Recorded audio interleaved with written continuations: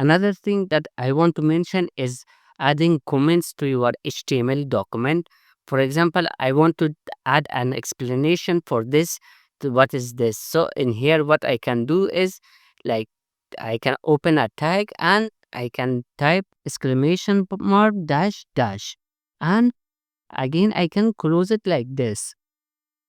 Then I can type anything in here at the comment I want. For example, this is a comment about dr tag.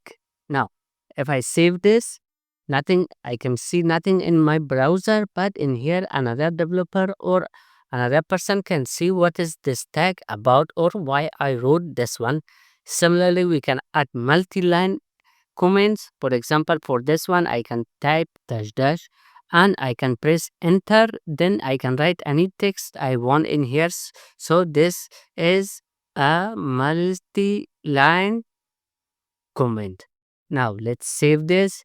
As you guys can see, still I cannot see anything in my browser, but the text or comment is available in here.